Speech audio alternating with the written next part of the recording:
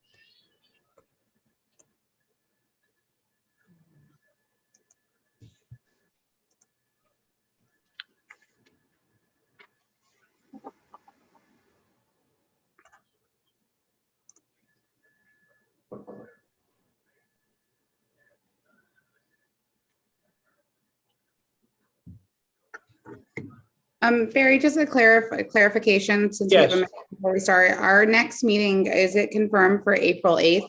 Yes. Okay. Thank you. And that'll be joined with the 197A committee. Okay.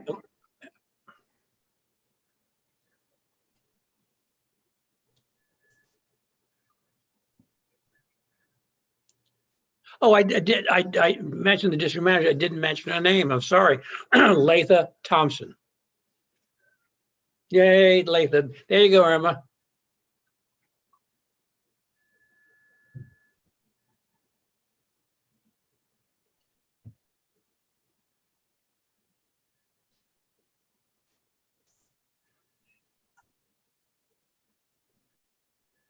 Just before we get started, I'm going to go through the standard protocol of our Zoom meetings. So welcome to anybody if it's your first time joining us in our CB8 virtual Zoom meetings. Everyone will remain muted throughout the entire meeting except for the committee co-chairs, Barry and Tricia, and the presenters as they are making their presentations.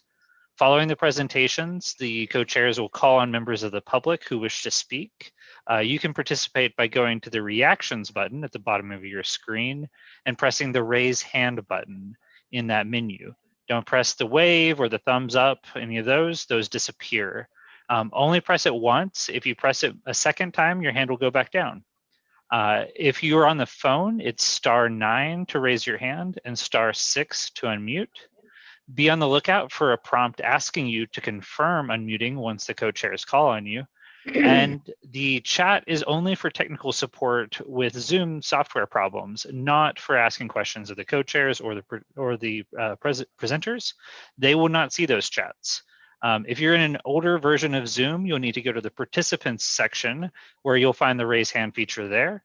And please, finally, don't raise your actual hand. We will probably miss you and we will feel bad about it. So if you're having a problem finding the raise hand feature, chat me through the chat feature. Barry and Tricia, if you guys are ready, we can. No, all set to go. Yeah, Tricia, you wanted. Go ahead, dear. Sure. And Will, I'm just going to ask you for a favor. If I mute myself, it's just because I have background noise. So if you could just continuously offer to unmute me, that would be great. Always do. Good evening, everybody. My name is Tricia Shimamura. I'm with Barry Schneider. We are the co-chairs of the Parks and Waterfront Committee meeting. We have a number of things on our agenda tonight, so we'll just jump right in, but it's lovely to see you all, and we hope that you guys are all staying safe and healthy.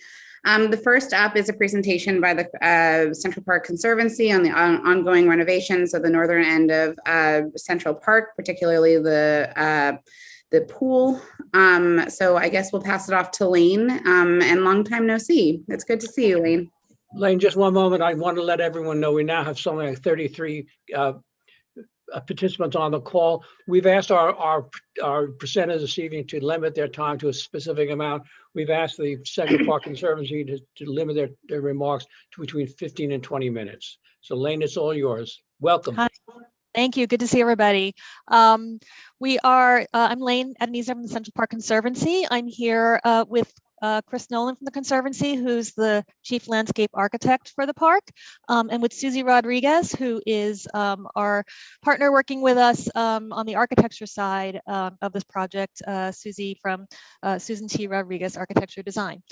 This is a project, the re-envisioning of the pool and rink at the Harlem Mere.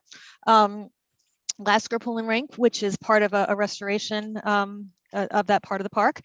We presented the project at community boards in the fall, not last fall, but fall of 2019. It was approved by the Landmarks Commission and the Public Design Commission in the early part of 2020.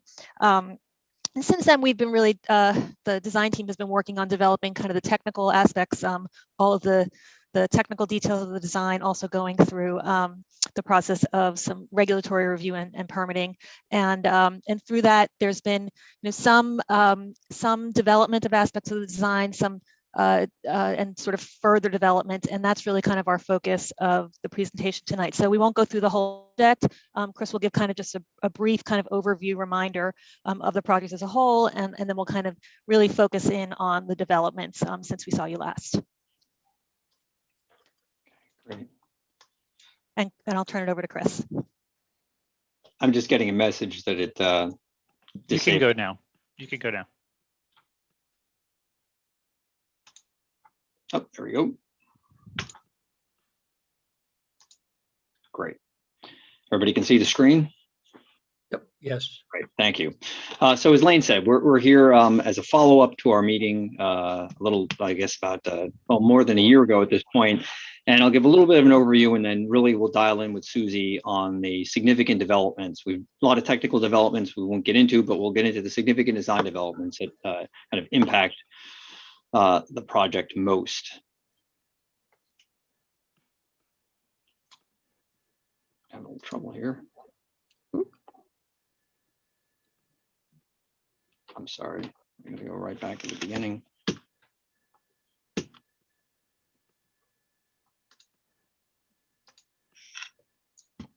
Apologies. So the project is the Capstone Project, the restoration of the north end of the park. It's actually a continuation of work we began in the late 1980s. Significant work done in the 1990s into 1993 when we opened the Dana Discovery Center, major redevelopment and kind of de-urbanization of the Harlem Mere. The missing piece is the kind of re-envisioning of the Lasker Rink and Pool. This facility was built in the 60s, which is what we're here to discuss, our kind of final plans for that today. It really connects this work in the northeast corner of the park with huge amounts of work we've done all around the north end and the park in general, but in particular, the work we had completed in the last handful of years up in the North Woods in the Ravine and the Harlem Mere. There's a missing kind of connection between this landscape back here and the Harlem Mere. There's actually the water course gets put into a culvert underneath and around the rink. This is just some historic context. That is the rink as it was built in the early 1960s. I often get asked, is that really to scale? That is to scale. It is a monumentally scaled facility, and it was laid in on top of the landscape exactly as it's drawn here today, kind of in this beautiful curve of the drive, which is set up by the topography. As the drive comes down and crosses over Huddlestone Arch, the lock flowed into a stream course, would eventually empty out into the Harlem Mere. That was put into a culvert, and this facility was kind of wedged in from edge of the drive to edge of the drive. And our project really addresses that relationship to the landscape and maintain as much of the recreation program as we possibly can. This is a slide that I bring up that really shows how the Mere has evolved over time. The Mere was a constructed element when the park was built in the 19th century. It was kind of a brackish marsh. As the Harlem River kind of met Manhattan, most of the land east of the park, lots of it was fill. This was a marshy area. They put in a liner to actually create the freshwater body, and you can see the gray areas, the areas that have been filled in from its original footprint. Much of the gray area around the edges had been restored as part of our work in the 1990s, my first project, and kind of naturalizing it. There was a concrete wall put in the 1940s, which created this kind of urban edge, paved right up to the edge of the water. And you can see this large delta, this kind of throat of where the ravine lock emptied out was filled in to construct the Harlem Mere. And it was a big part of our focus, both in the 1990s and this project, is how can we restore as much open water as possible and get that water to flow by the facility. Just some quick views. We set this up last time we spoke, really from coming from the south through the North Woods. The facility is really like a wall and a dam. It really causes the water to back up. There's been systemic flooding problems. Original opening of the facility was delayed by 9 months, I think, because of flooding and destruction of the mechanical equipment. And from the north side, you can see our naturalization, where we took out that concrete retaining wall, had to stop as it went around the mirror. There's no way it would require a huge amount of fill to create kind of a natural edge in front of the facility. And as you can see, as they built the facility, they built it kind of on top of the landscape. They literally built it right on top of the landscape. The culvert is under here, and they paved up to it. It's a wall in every dimension. It's not accessible. A big part of what we went over last time is the integration of the recreation of the park, which is kind of fundamental to the history of the park. See, it comes around you literally what we refer to. You have to get into the facility landscape. This is the main entrance to the facility. It's up in here. Yeah, Chris, just so you know, there's a little bit of a delay. So now we just now are on that slide that you're speaking to. I'm sorry. Thank you for the heads up. Yeah. And a view from the back side of the facility. This is coming from the south, where one comes through Huddlestone Arch, through the North Woods, really one of the most picturesque landscapes in the park. An area where once you're down in that lower elevation, you lose all sense of the urban fabric around you. You really can't even see the skyline. And you come into the service court. It's literally a back end of the facility. This is a picture taken at a time where there needed to be temporary mechanical equipment because the facility is aging and is kind of well past its useful life. You have to make a choice at this point. What do you do? Many people just turn around. Many people go up the service drive to the west drive. Or if you're adventurous, you eventually make your round, and there's a very steep set of steps to go around the facility. This was the proposal, bird's eye view of what we had proposed last time. Just to kind of recap what it was re-envisioning the facility, pushing. Okay, hang on, we're not there yet. Sorry. There's about a 5 or 6 second delay between slides. So when you click, I think so. We're still looking at the back, the service court. There we are. Okay, thank you. A big focus of the project was really how to get the stream course to flow over land. It used to run down the middle of the site between the edges of the drive. We, working with Susie Rodriguez and her team, have developed a scheme where we actually built the facility into the slope adjacent to the drive over here, with a park laying over the top, kind of a giant green roof that goes right over the facility. A park in the foreground of this big open porch facility. Susie will go into how that design is developed. The key element was that it allowed us to kind of design a very engineered slope coming down from the drive and reestablish the stream course as it met the Harlemere. Out in the Harlemere, we were proposing re-envisioning the island that we had built in the 1990s and constructing basically a boardwalk that went out over the water to provide the opportunity for people to kind of walk through this newly constructed marshland, and a boat landing and pergola on the water's edge to facilitate access out to the boat landing and programming. The whole goal behind this was to provide kind of a curated launch for small boats as part of a boating program, not like a giant concession facility for rowboats, but we wanted to get people out over the water, and the boardwalk provided the opportunity for people to get out there in a self-directed way without any significant infrastructure other than the construction of the facility itself. And you can get a sense of what that boardwalk was. And our focus, what I'm going to go through today, are really two things from a site development perspective. Some changes in how we were able to increase the footprint of how the stream course meets the Harlemere, widening this. We really reevaluated our approach to creating the boardwalk, going through feedback from community people. Was generally supportive of it, but as we got into the regulatory review, we wanted to take a lighter approach, and we reworked the design to pull all of the development back onto the shore. This is actually, by regulatory perspective, was considered making the water body smaller, even though it was habitat benefit and different habitats. Could we actually rethink this in a way and have a net increase in the size of the water body from a regulatory perspective, not a decrease? And then the other thing is a focus on our service court area. We were back in our original proposal, we needed a service court coming off the west drive. There was this, kind of the pavement went right up to the drive, and we were going to have an elevator to provide service access down into the facility. And we've been able to kind of rework that and have a much lighter touch. So this landscape just rolls right over the top. Lane, give me a heads up when you see it. So yep, you're good. Great, thank you. So just to start here, we were able to make in creating direct access, which this is direct accessible access at ground level to the facility itself and the pool itself. So this will be grade accessible. We've been able to create it not just for park users, pedestrians, and park users that it's accessible. We've been able to create access for all the service access on this level. So we no longer need as much development along the West Drive. It's kind of an uncomfortable spot to meet the drive. And the big goal was to have the park just kind of roll along the landscape. There will be one access path coming down from the West Drive, which actually is a real benefit in that it actually is an accessible path that comes down and actually provides accessible access to the historic forts up here, which is currently inaccessible. The key piece is it allows us to roll that landscape, really this verdant landscape, to go right over the top, connecting the pedestrian paths to the forts, which is historic to this point, across the green roof, down a set of steps into Huddlestone and off to the North Woods and the ravine. Going down to the changes, our landscape berm that creates the outside room essentially remains exactly the same as we have presented the path along the watercourse. We've been able to increase the scale of the throat of the mere. Historically, it was kind of this large area here that was filled in. We've made it as large as we possibly can through the engineering of the slope coming down. There'll be a kind of crossing that takes people across it. And as you can see along the water's edge, we've taken a much lighter touch. We've been able to preserve the existing island. There's a significant site development here to make this happen and removing the existing building. And we had discussed significant tree removal.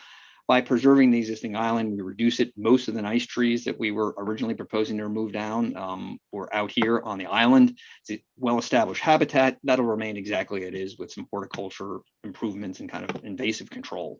And instead of actually just constructing the marshland right at the opening or the throat of where the new ravine, the new lock meets the mere, we've decided to actually stretch it along the south shore. And instead of actually having to push in with the boardwalk, convert this path, which was built in the 1940s, into the boardwalk itself. And the next view will actually really show what that is, kind of zeroing in. So our existing island, as was built in the 1990s, hopefully the slide is caught up. Not quite yet. Oh.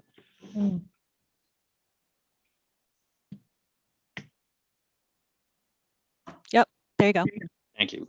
So the existing island, which was built in the 1990s to screen Lasker, remains where it is. There'll be constructed marshland along the shoreline, naturalized shoreline in front of what is currently now Lasker. Our pergola remains as we had proposed, but instead of pushing into the Harlem Mere, we've been able to pull it back into the landscape and on land. That soft screenings path will remain exactly in the footprint it is, and that was the path that was added in the 1940s.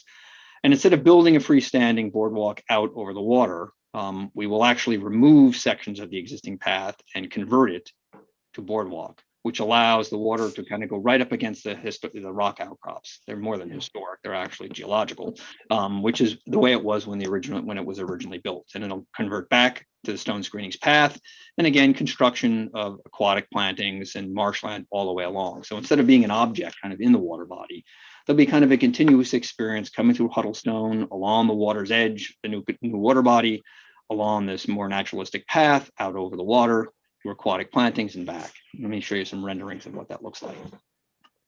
So the next image will come up is actually a historic image. And if you were at the first presentation or any of our presentations, we do a lot of historic research. And this was an image that really resonated with us in the very beginning of the project. It shows us two things. One, that there was boating historically on the Mere. 19th century, they allowed just a handful of boats. By the early 20th, You're there now.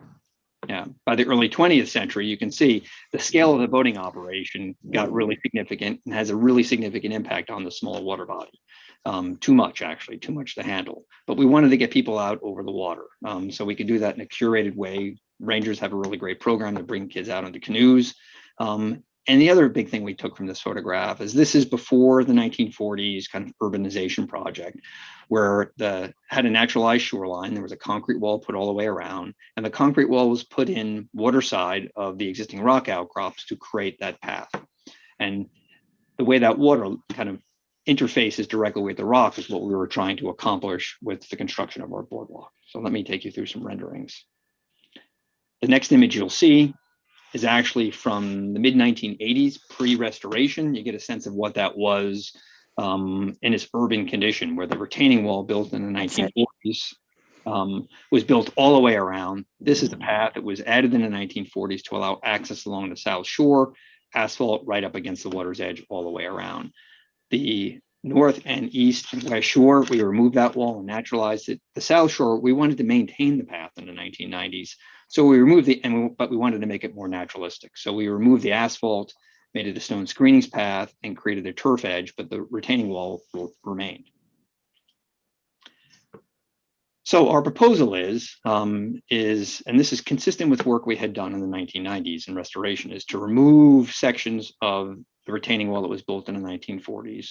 This dashed line is the fill that was added in the 1940s up against the existing rock outcrops. By removing the retaining wall and excavating the fill that was added, it allow us to construct this boardwalk, which is detailed exactly the same as we had proposed earlier on. Will allow the water to kind of flow back along up along the rock outcrop. And the idea is to create different conditions. At some point, park users will walk over open water. There'll be standing water, different kind of habitat value of open water with rocky bottom. On to the next view.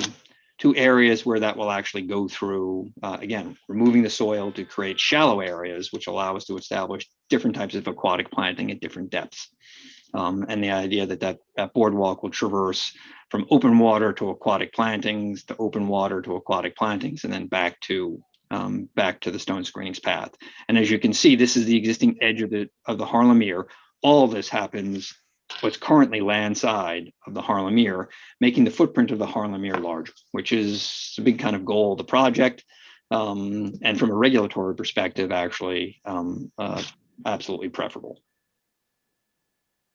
So some views of what that looks like. Our current path, you can see the stone screenings path. We removed the asphalt in the 1990s and established a turf edge by removing that concrete stone that has, the pre-park rock outcrops. That this is all filled from the 1940s. And we'll be maintaining this beautiful tree.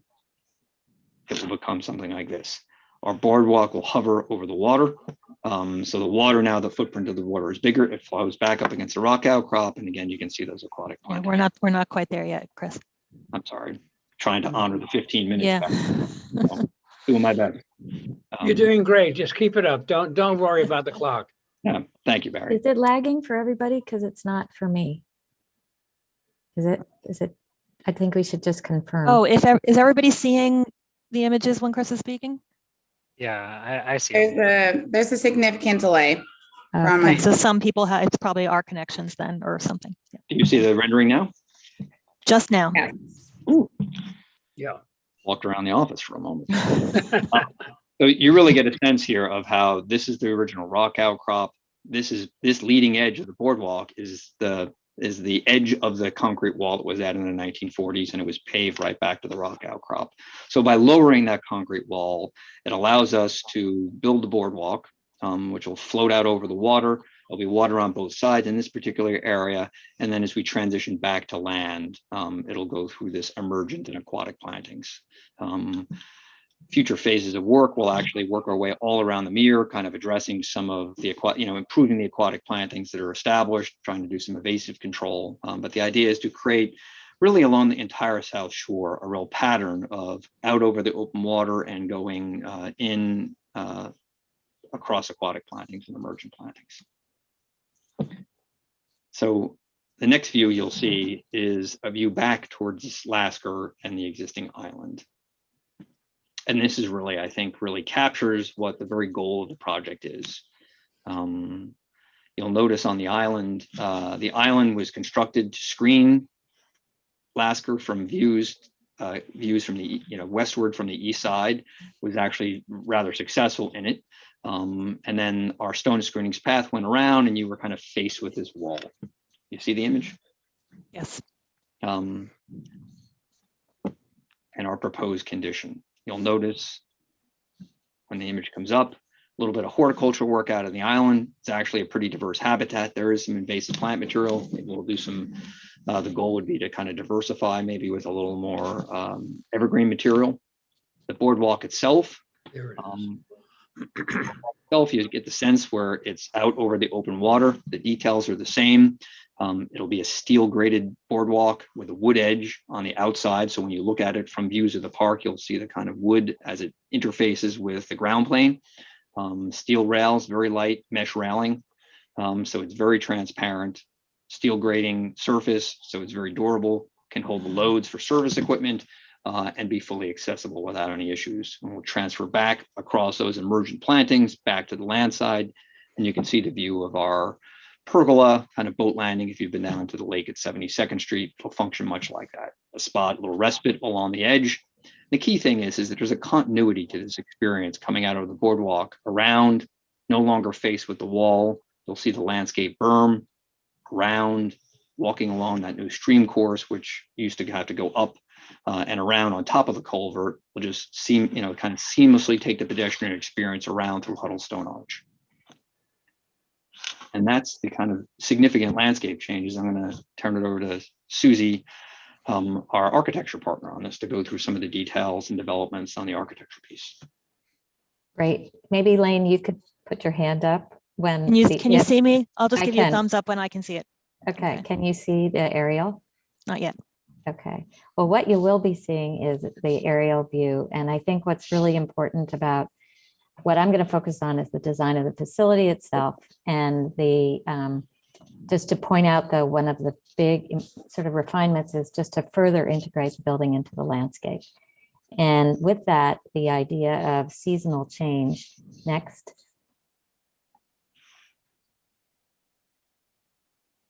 There's going to be a series of 3 images when they eventually come up, and it's really reinforcing visually the change over months throughout the year. But what's very important is the building is going to be accessible pretty much 12 months a year, except for a 2-week position where things will change. And are we seeing no pool yet? Yes, sorry, thumbs up. I gave you a So this is emoji. Yes, the summer where the pool enveloped by the landscape berm that Chris spoke about.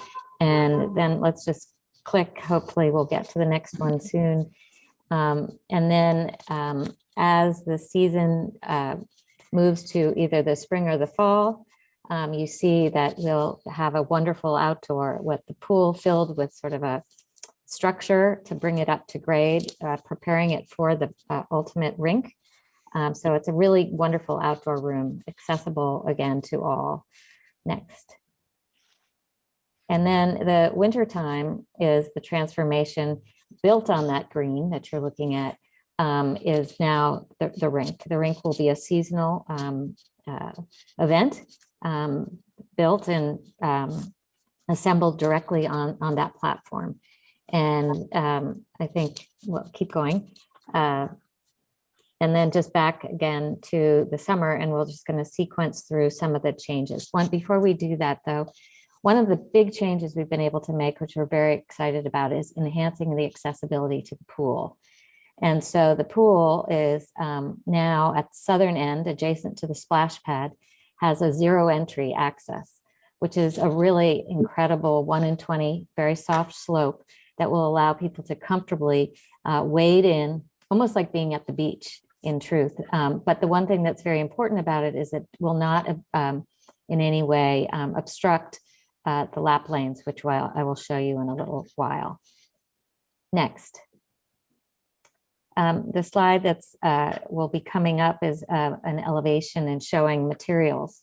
And we've been refining the materials from stone that goes from outside to inside, selecting a stone that's very compatible with the exposed ledge and the historic Huddlestone archway. We've also been able to improve the entry to the building, both at the north and at the south. And that entry now is well under cover. And then accenting that at each of those is a beautiful green striation of greens tiles. The natural materials with the wood soffit and punctuated vertical columns along the glass wall, where we will have bird-safe glass, and they're these 14 by 5 foot panel pivoting glass doors that open up and make it a porch in the summertime. Next. The view that will come up soon is an exterior view. that just takes that elevation and really gives you a sense of how you move into the facility in the summer. The sequence here, the green wall, the wood soffit, all the natural materials. Next. This is a cutting through that building, the section. It really shows the seriousness of the endeavor to make this a green roof. And I think one of the things I think will be really exciting is, like many places, frankly, in the park, where you think you're on terra firma and you really don't know until you get down to the lower level that you've just crossed a building. And so here you'll have a beautiful overlook onto the pool, depending on the season. And then underneath that is the gathering space that is a porch in the summer, becomes really more of a flexible space, but a warming hut in the winter. And then the next layer is the circulation, and then the locker rooms, all with borrowed light from a clear story. But natural materials, acoustically absorptive ceilings of slat wood. So it really, I think, will be both a beautiful space. The other, I think, important thing to note is the skylight that will bring light into the center of the building and wash over the beauty of the natural stone. Next. Should be coming up, but it's a view of that space and a little more focused view showing the operations of it in the summer months. But you can see it's going to be really a wonderful place on a really hot day to get out of the sun, and but with really a great expanse and views to the landscape enveloped by the park. So, you know, the one thing that we're really excited is this is really a scheme about more park. It really will be much more about the landscape, and the building will really be consumed in that. Next. Further, just views of the circulation that it dropped behind that gathering space. This will provide access to all the locker rooms and toilets. And except for the 2.5 months when the pool's open in the summer, where there is controlled access because of parks regulations for all city pools, this will be a space open to everybody. So the restrooms will be available. You'll be able to sit in this space and enjoy it throughout the year. Next. As we, I'll go quickly through this, but I know there's always been questions just about operations, but I think this just shows the summer operations and a diagram of the overall red is the primary circulation, and the green and the blue are the restrooms and locker rooms. Next. And just 3 quick images that show a variety of options. You can click through these, Chris, but from 50 meters to 25 meters to even 25 yards or 50 yards. And that flexibility is provided by this little gizmo, which is an embed on the bottom left corner. And that little gizmo is going to be put at strategic points around the perimeter of the pool that will then allow the configuration to take place as required by the lap swimmers. Next. And then another, really, besides the zero entry, the flexibility of the lap configuration, we've been able to make the pool edge much preferable. Before, we had about a 6-inch drop from the water to the pool edge. And for those of us who have trouble getting out of pools, this is going to be a whole lot better because it's almost flush with the edge. And so it's still maintaining the 3'8" depth throughout most of the pool, but the pool edge will almost be flush with that. Next. And then the final images really are just about the sort of the lighting and the nighttime views. But here, as you can see with the rink, with this new strategy where the whole rink is flush with the whole pool deck, so you'll have complete accessibility in and out. Like in Prospect Park at LeFrak, you can move in and through the facility. You don't have to pay. You pay to get on the ice, but everything else is open and available, which we think is just an incredible improvement. And then this scheme allows us to hide all the functional issues of the Zamboni sort of to the back, so that it's not in view of the public space. And the Zamboni, instead of crossing circulation, can go right onto the ice. Next. And again, just another, you'll see in a minute, just the operations and just showing the major change from This is tricky building to design to go from a pool facility to a rink facility. So here, if it's on the screen again, the red becomes the not only circulation, but the warming hut and all. Everything is much more open than it is during pool season. Next, and there's concessions. Obviously, you can even grab a cup of hot chocolate without going into the building. And coming up on the screen in a moment should be a nighttime view. And if you click again, it shows a little bit more of the rink. The focus of these is showing that the exterior lighting will light up each one of the columns with a recessed fixture, and then the large light fixtures. There will only be 4. Now there's 7, both at Woolman and at Lasker, and these are much more highly efficient LED fixtures that will focus on the rink. Just a few more images of the lighting, just to be clear what that will be. The nighttime, we have the B-pole, the standard Central Park light for the pathways. At the boardwalks and the overlook, the lighting is more a low-level lighting in the boardwalk integrated into the stanchions and the railing stanchions, and at the boardwalk, at the overlook, bollard lighting. So the whole light level is kept low but safe and secure. Next. And then these are just a couple of images that show that this would be summer or fall and spring in the evening, glow of the light, and then the focused light on the rink in the winter time. So I think that's when I transition it over to Chris. Thank you. We just wanted to finish up. We had talked in our first round of presentations about the scale of the development that needs to happen to make this large scale, what we think is a pretty incredible project in terms of restoring park happen. We noted that there would need to be some significant tree removal. Not something we do very much at all in our work as landscape architects for the park, and we wanted to just kind of go through exactly what that means. So the project will require 51 trees to be removed. As I mentioned, many of these trees were planted to screen the actual rink itself, and there was no way to actually navigate the scale of the kind of site development that needs to happen to remove it.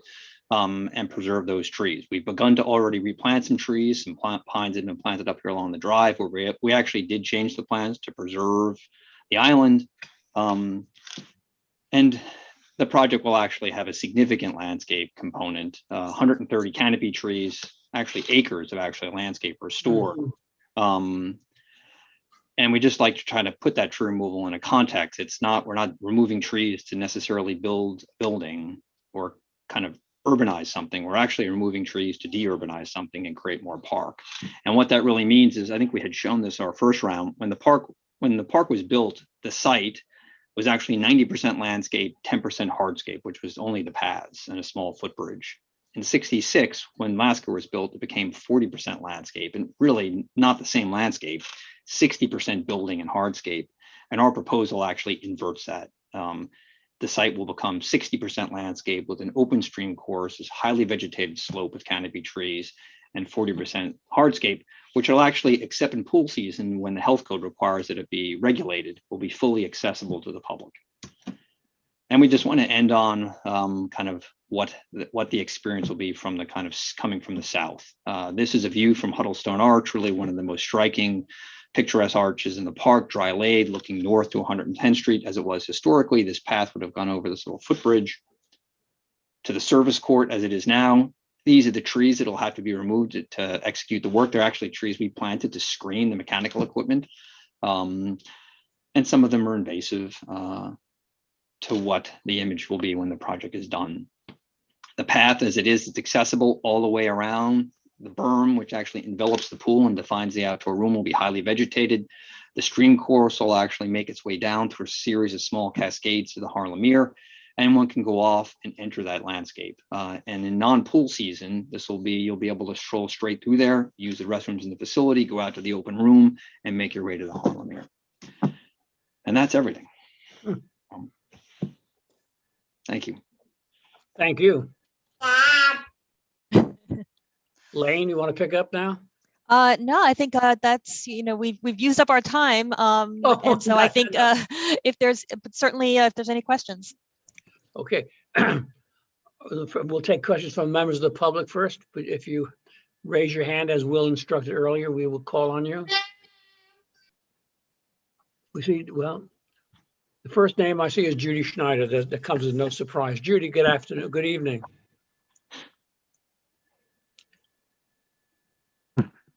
Judy, you can confirm unmuting.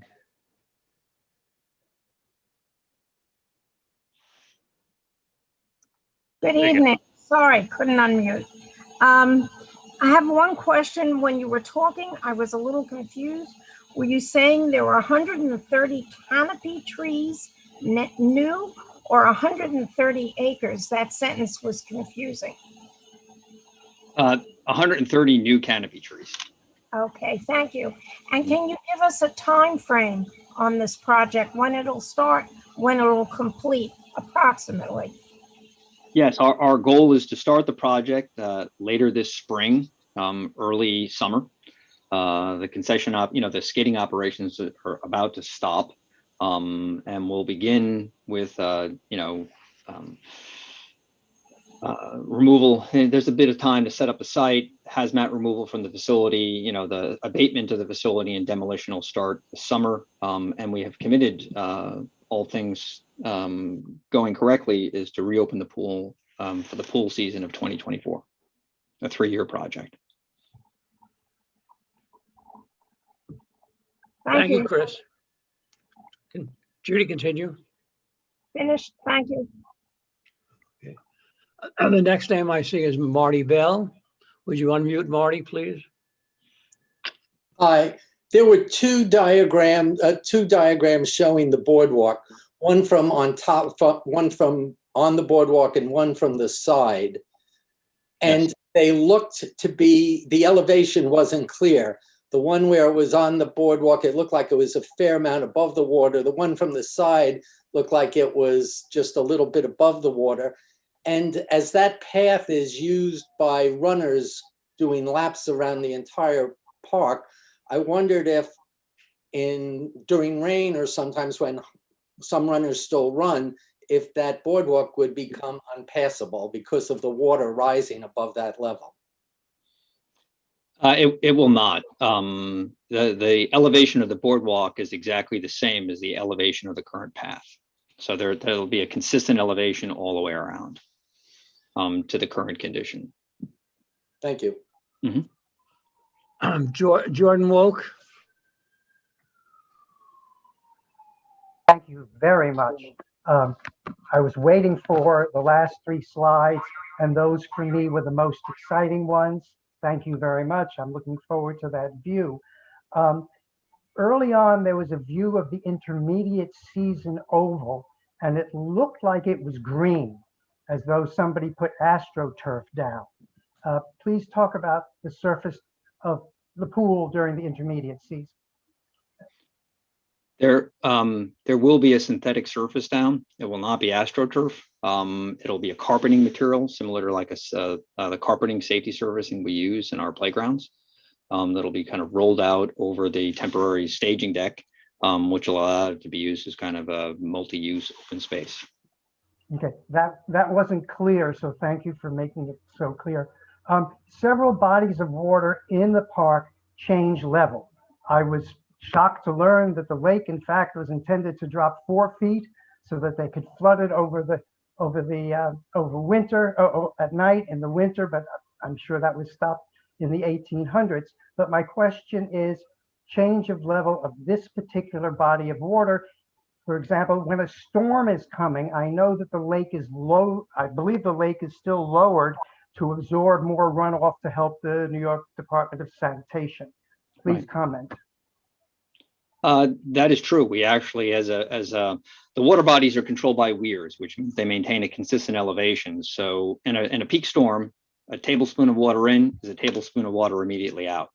What we've done for the last 15 or so years is in anticipation of a peak storm, we will drain the water down to create a volume of water which could be absorbed. which will continue to be the practice. And the project will have no impact on that. In fact, we actually think the performance will be better because the water will be not going through the culvert. The water body were originally designed to be lowered to facilitate shallow depths for the water to freeze. We now manipulate the water to just create that storage. We're actually looking at other mechanisms to increase the kind of overall performance from a storm management perspective. But that'll be a subsequent project. We'll be back. Any idea approximately how deep? How much inches of water would be pulled out? That has nothing to do with the design. That has to do with the frequency of the storm interval that people are expecting. Okay. Yeah. Because in Turtle Pond, when you look from above, you can see the surface on which plantings have been made, and you can watch it go up and down, and you can actually see sometimes that surface around the edge of places becomes dry. Will there be anything like that here? It'll be exactly the same condition that's out there now. It'll be drained down for anticipation of a storm. Our project actually will not influence the management approach to managing the elevations based on storm performance. So thank you all very much. Yes, many improvements. Look forward to looking at it. Thank you. Thank you, Jordan. And next speaker is Christopher Regan. Hi, just real quick, since I wanted to ask, since that goes, the area that the construction is proposed on goes right near the loop, or at least the Harlem Hill part of the loop. I was wondering if any of the construction over the 3 years might have an impact on that area. That's a good question. Usage of it. It will actually. We'll need to use a portion of the drive, the lane of the drive, for construction access in and out for the period of time during the construction. Okay, thank you, Christopher. Thank you, Christopher. Going out to the members of the board, Rita Popper, please.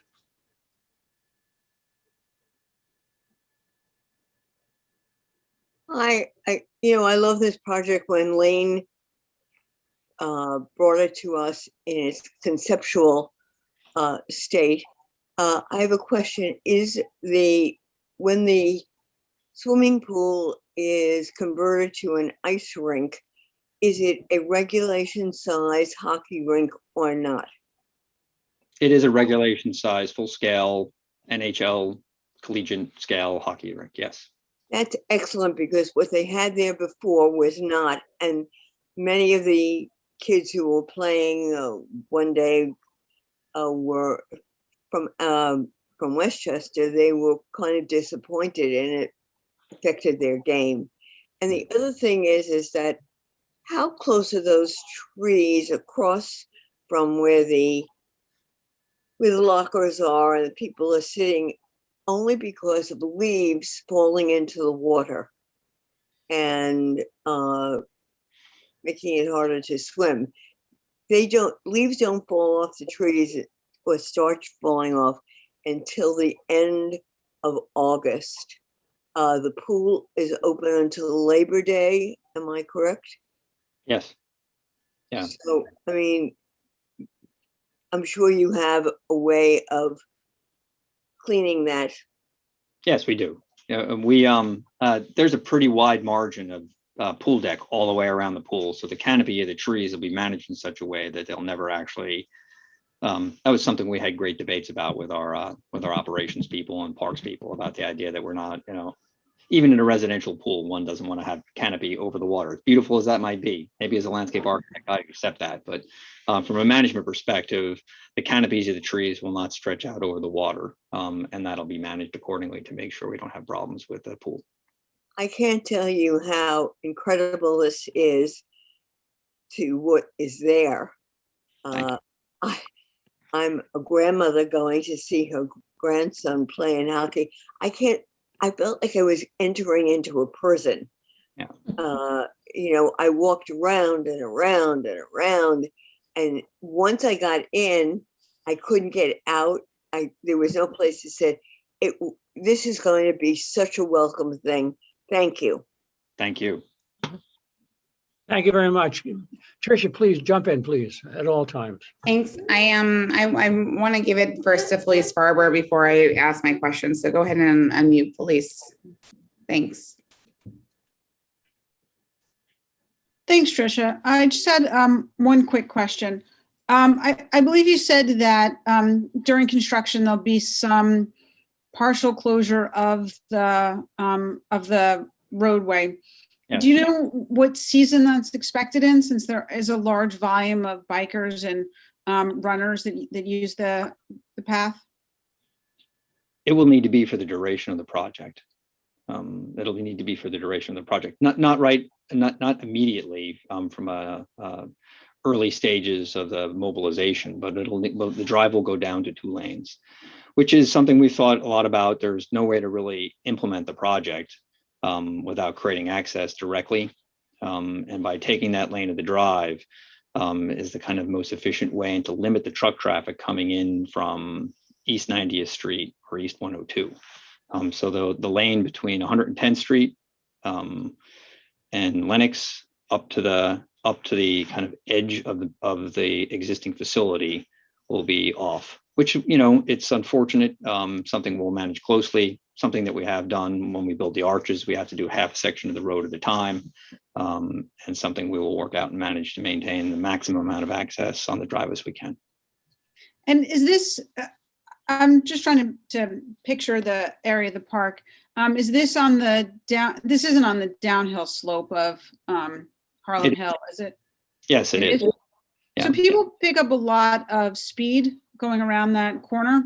Of course. So I'm sure you've contemplated this, but I just want to make sure that there's ample warning signs, just protection for the bikers who are going around there at a fairly quick pace. Absolutely. I mean, it is going to be a tight site. It's actually, this is a very, very tight site to work on, and we're trying to balance. There's no landscape to take in the park. The drive is a big component of it, and we're working right up against the drive, and we will need to take a lane immediately adjacent to the site at different portions of the project, and then from all the way out. And there'll be, you know, there's pretty clear regulations and guidelines, and we'll go past that as needed to make sure we have as much warning as possible. And maybe even adding, you've had in the park before kind of speed signs, alerting people to how fast they're going, and some, you know, other things to help control the speed for safety of just pedestrians and bike riders. Yeah, duly noted. Thank you. Mm-hmm. Thanks, Felice. So just to clarify, and excuse me, I'm losing my voice. Just to clarify, you're not going to shut off access completely to the street, to the loop, but it will go down to 1 lane at certain. No, it won't go down to 1 lane. We will use 1 lane. Oh, you will use 1. Okay, thank you. I had a couple questions. This is actually, I feel like, a pretty significant change, particularly to how you're treating the mirror. I was curious though, why? I mean, I thought that your earlier design was fine.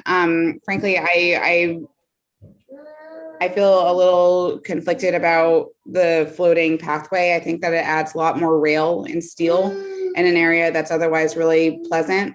I certainly agree with you that the edge that's closest between the mirror and the rink is awful, and there's nothing there to salvage, and that should be upgraded. But the images even that you showed before, and I'm very familiar with the area. I walked it for 4 years every day. So I know that area very well, and it's quite pleasant. I'm just curious about why you decided to change fairly dramatically, I'd say, your design from the last time you came to us. It was driven by a couple of things. One, we did kind of come down on, we felt that the boardwalk was kind of a bit of a foreign object floating out in the mirror itself as an object in space, as opposed to being integrated into the pedestrian experience. There's actually no more rail in the current proposal than there was in the prior proposal. And in a sense, from a landscape intervention perspective, there's less, because on the other one, you would see 4 layers of railing. You would look through both sides of the rail at one time. And the other big driver on it is that we wanted there to be a kind of continuity of this natural experience. The idea that is one, if you could see my cursor coming through Huddlestone Arch, as opposed to going out over the thing as an object. If you were on a hiking trail in the Hudson Valley or any, New Jersey, wherever, you would kind of walk from different landscape types. And we wanted to, fundamental to the kind of experience of the park, to the Olmsted experience, is kind of moving seamlessly from landscape type to landscape type. And that was the other big driver.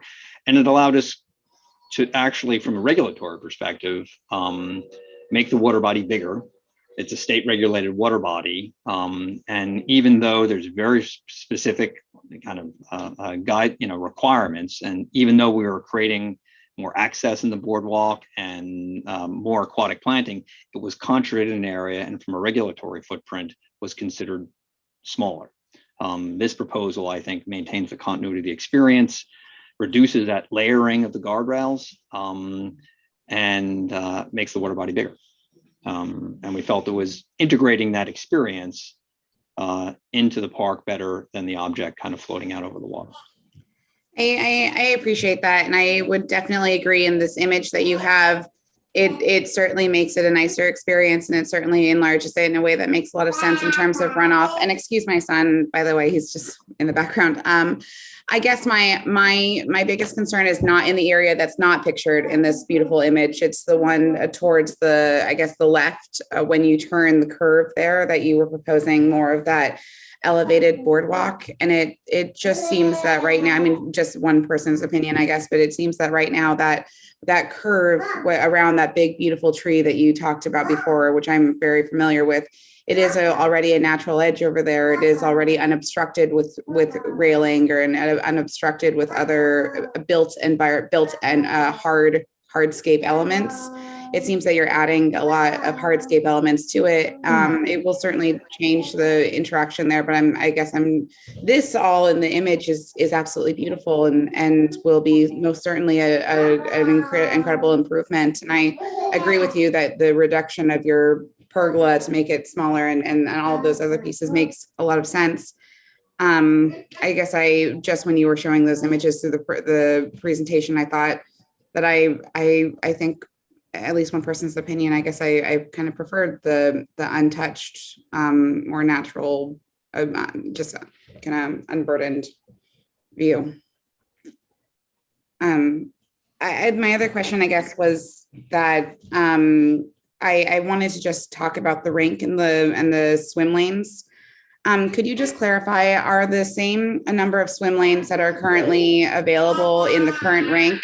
Are those going to be still available in the in the current pool, going to be the same number of swim lanes that are going to be proposed in the new pool? It's highly flexible. There could be many more than what's currently there. So definitely it's equivalent, and it's really the flexibility that we're indicating shows quite an opportunity for multiple operational setups. The current number of lanes is set up operationally. It's not a function of the design of the pool. And as Susie said, our design of the pool will accommodate, more, the same amount or more configuration depending on the program. Okay, so I forget how many lanes there were, and in the previous, when the adult swim is open in the mornings, I remember seeing several lanes. I would guess, I don't know, like 8 to 10 lanes of the distance of the pool. Is could that same setup be? Yes. Exactly right? Yes. Okay, great. Just wanted to make sure. Sorry.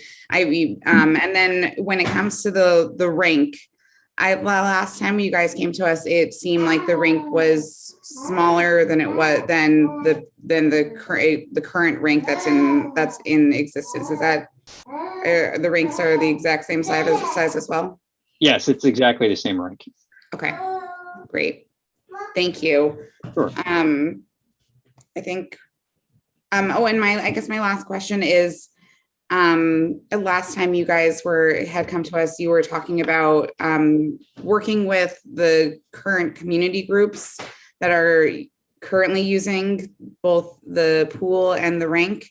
Have all those groups been relocated for the next 3 years? Is everybody aware of when this is going on? Or I just want to make sure that nobody's losing programming for 3 years while the construction is going on. Lane, you want to? Sure. I mean, that's it. That process is we are still in touch with those groups. We're talking to the Parks Department. We're connecting those groups, to each other and working with the Parks Department to kind of help facilitate where they will go in the interim. There's different kind of potential scenarios, and that's what we're kind of in the middle of working with Parks on figuring out. And certainly, from a pool season perspective, we'll work very closely like we do when we do ball fields, to put up signage and work with the agency to make sure people are aware that this is closed and to use the other pools in Northern Manhattan. Okay, thank you. And are you planning on closing this before this summer, or is it the plan? So, okay. Yeah, no, the plan has always been that it would, the pool would not operate this season, and fingers crossed, we will, be able to start construction. And the target on that is so we can open it up for the pool season of 2024. Okay, thank you. Certainly. Thank you. Rita, have you something new to add?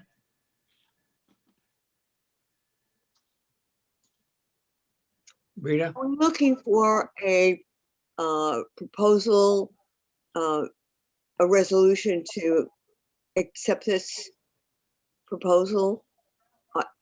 Is that what you're hoping for? It's always great to get a resolution. At this point, it's not really necessary every time there's sort of a modification for us to get one. It's always important to us to kind of go back out and update all of the community boards, which we have done, and you guys are the last that we've been to. So I would say, usually when it's the first time we're kind of going out with sort of the big, the main design elements, we always like to have resolutions just so that when we go to LPC and the design commission, they see, they can see them, but so it's up to you. Well, if I have my say, please. I'm strongly in favor of this new iteration of the Hollomere and the entire facility. I think it's an outstanding job. It's eye-opening, and if the committee would like to put a resolution or just a recommendation and send a recommendation to the CPC, that's fine with me. But Tricia, how do you feel about this? I think Will has some questions that he wanted to ask, but we'll ask his questions first, then we can figure out where we stand. I see your hand, Will. I didn't see it earlier. Sorry. Yeah, it's probably hiding. I don't know how it looks for the rest of you guys. So I will sort of follow up on a few of the questions that Tricia had asked. First, Tricia was talking about the boardwalk, and the renderings you showed of the boardwalk can you guys hear me pretty well, or no? Okay, sorry.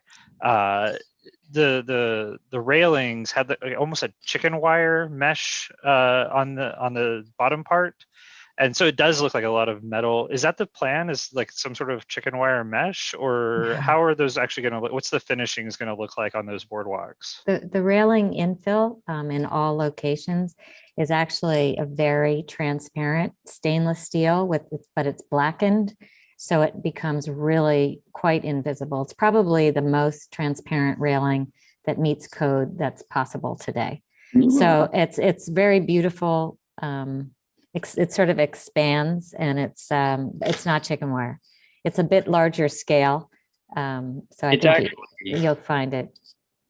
It's actually the netting netting we use around our playgrounds. Actually, if you've been to one of our newer playground projects where we really lighten the impact of the fencing by having a steel frame with this very transparent netting.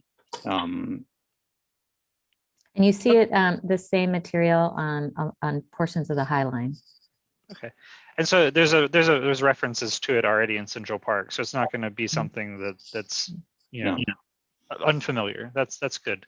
But the playground on the Cross the Mere was the first project we actually began to use it as a landscape fencing.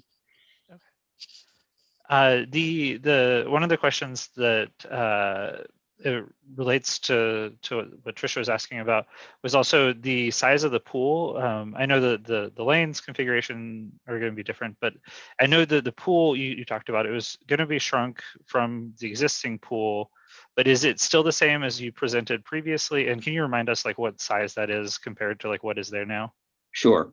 It is exactly the same as we had presented. There were no developments on that, and it is 75% of the existing pool.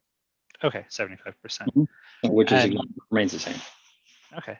And then, you know, one of the like sort of iconic images of the current pool is, and it's also, you know, one of the great features of it is, you know, the water is very cold. You get out and you lay in the sun on those, you know, concrete steps, and like there's a lot of place for like sunbathing.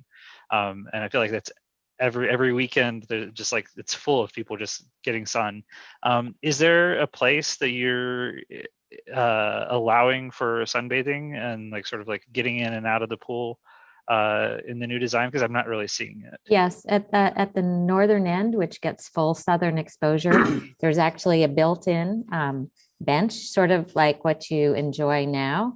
And it's wide enough so you can lay your towel out. And I don't know exactly how many people could fill that. And then there's also the width of the deck overall. There's a whole area along the western edge that we've shown of lounge chairs. So very much about accommodating that kind of enjoyment. And really, I think lying there, you'll feel like you're floating in the park. It's going to be, I think, quite spectacular. I think it looks beautiful. I think it's going to be fantastic for everyone to use. But yeah, that's all. That is all the questions I had. Thank you, Trisha and Barry.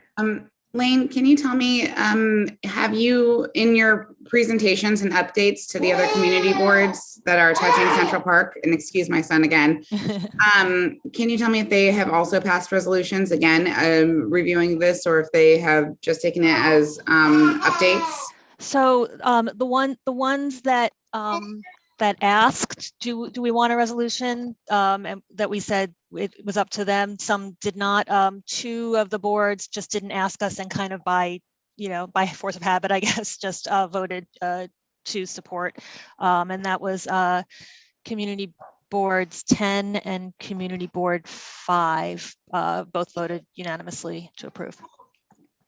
And Barry, I defer. I think that I'm fine. I defer to the board, and if Rita wants to put forward a resolution, then I would certainly support it. I think that there are significant changes, and so I would say that another resolution makes sense as they've gone further along in the process. But if we want to stand with our original resolution, which was obviously in support of the project too, I'm fine with that. So I guess I'm looking to Rita to see if she'd be like to put another resolution forward.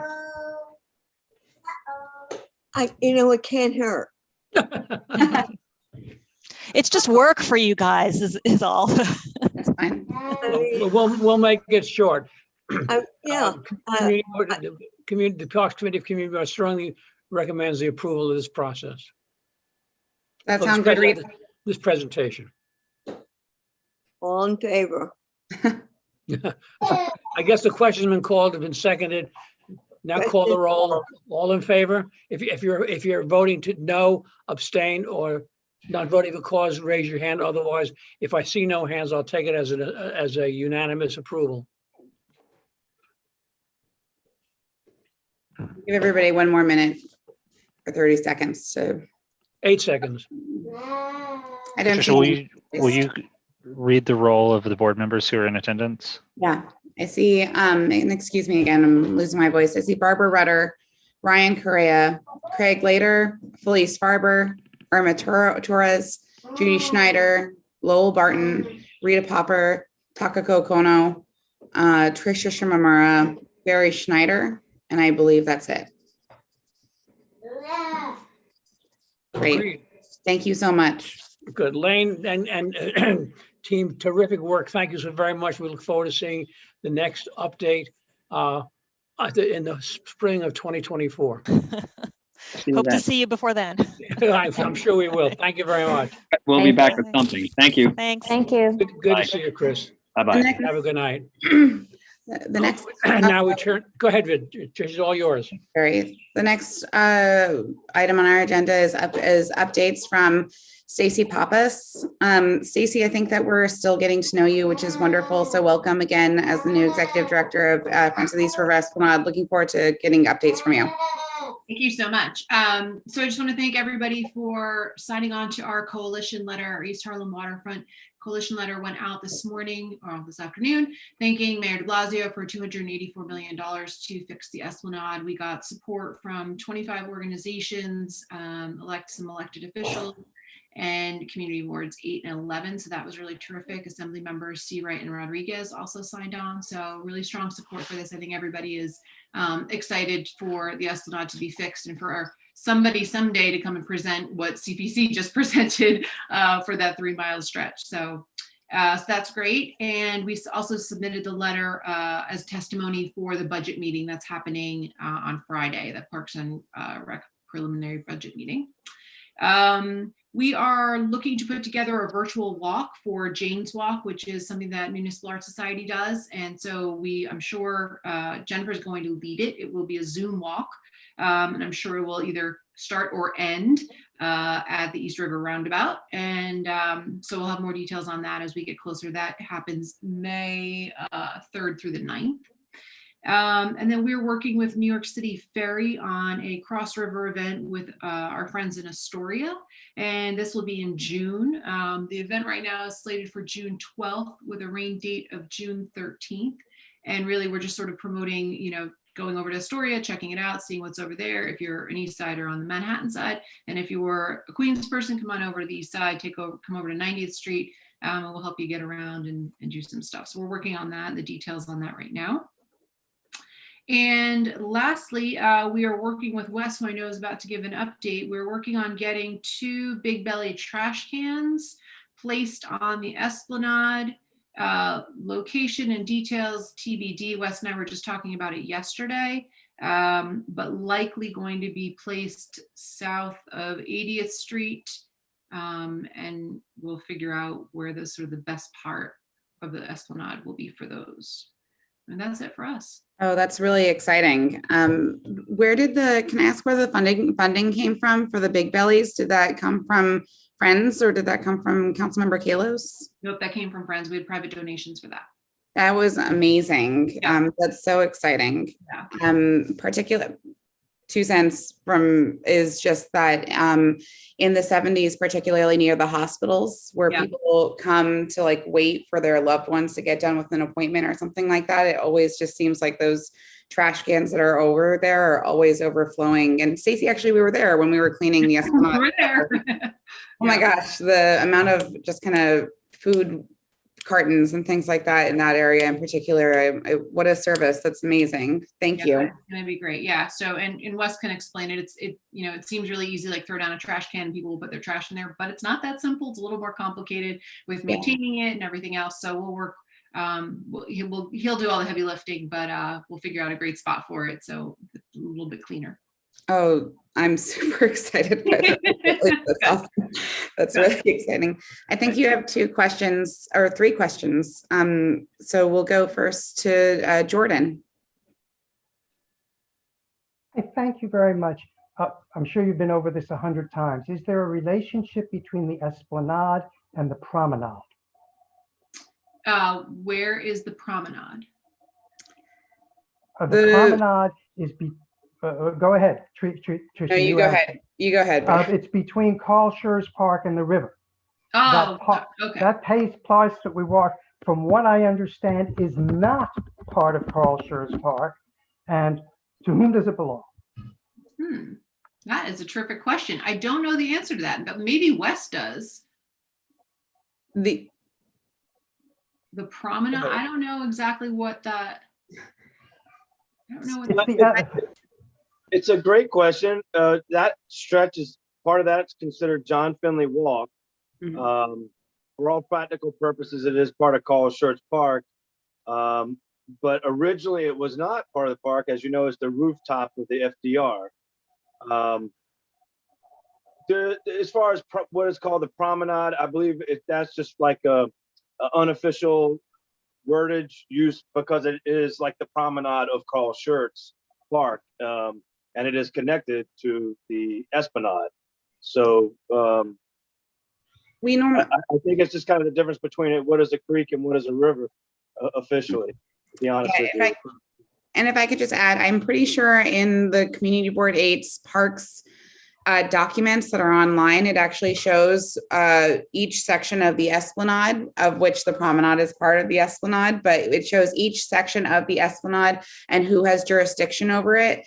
I believe generally, Stacey, and that's okay because is exactly as Wes had said. The promenade is generally referred to as the area right in front of Carl Schurz Park that then feeds into John Finley Walk, which is right there, which is part of that right there, one and the same.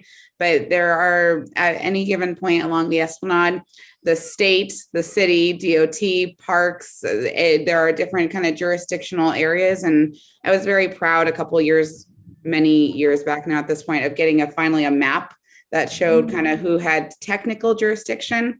But we love all parts of the Esplanade, promenade included. And Jordan, I can try to find that and send it to you. Just, it's really fascinating to me.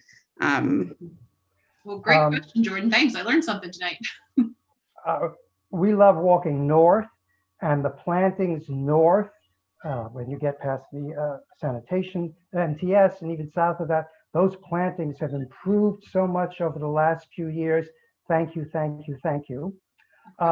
My greatest fear is that we'll do to the east side what was done to the west side and create a continuous bicycle path from South Ferry all the way up the east side.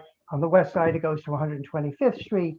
And while it was a great idea, that path between wherever it is, 79th and 120th Street, which has both pedestrians and bicycles, and there are no intermediate exits, that's not important, that by completing past the UN, it will create an attractive nuisance.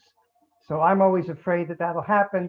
Given my age and condition, I guess I won't live to see it, but nevertheless, it's an issue that might want to be explicitly addressed if it hasn't been done so already. Yeah, it's a good point. I think the goal is to have it to be a continuous path, but of course, the safety of pedestrians and bicyclists and strollers and dogs and everybody else is always a concern. I don't know exactly how we address that, but it's certainly a concern for everyone. Even now when it's not a continuous path, there's people on there all the time. So I understand what you're saying. We'll make sure that that's something to be considered. Increases the volume. Have you spent any time on the section of the path along the Hudson River to which I've been referring? Yes, yes. Okay, It gets so very you know narrow and very crowded. Yes. Okay. So Yeah. thank you for the work. We enjoy it very much. Good. Thank you for your question, Jordan. I see Lynn Cashman is next.